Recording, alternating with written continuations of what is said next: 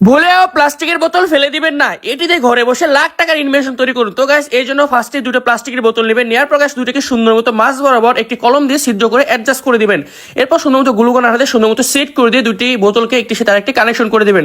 তারপর সিম্পল এর মুটকি দুটো সুন্দর মতো খুলে নিয়ে মাছ বরাবর ছিদ্র করে নেবেন এবং ছিদ্র করার পর এখানে দিবেন আপনার জুস খাওয়া যে পাইপগুলো আছে সেই পাইপগুলো সুন্দর মতো এর সাথে গ্লুকন আঠাতে অ্যাডজাস্ট করে দিবেন। তো তার আগে বলতে আপনারা কে কোথা থেকে ভিডিওটা দেখতেছেন অবশ্যই কমেন্ট করে জানাবেন, আমি নেক্সট ভিডিওতে আপনাদের নাম বলে দেবো। এরপর সিম্পল আরেকটা বোতল নিয়ে সুন্দর মতো নিচ থেকে 2 থেকে 3 ইঞ্চি পরিমাণ কেটে নিয়ে সুন্দর মতো এরকম একটি খোপ করে নেবেন। তারপর সিম্পল আরেকটা মুটকি সুন্দর মতো ছিদ্র করে দিয়ে এর উপরের অংশে সুন্দর মতো গ্লুকন আঠা দিয়ে বসিয়ে দিয়ে যখন আরেকটা মিনি সাইজের পাইপ এটার সাথে সেট করে দিয়ে জেড আকৃতি করে দিবেন। তারপর দেখবেন মাথা নষ্ট এক অটো সেন্সিটিভ পানি মেশিন তৈরি হয়ে গেছে। এটি আপনার আনলিমিটেড এরকম পানি চলতে থাকবে এবং মাথা নষ্ট এক শোপিস তৈরি হয়ে যাবে।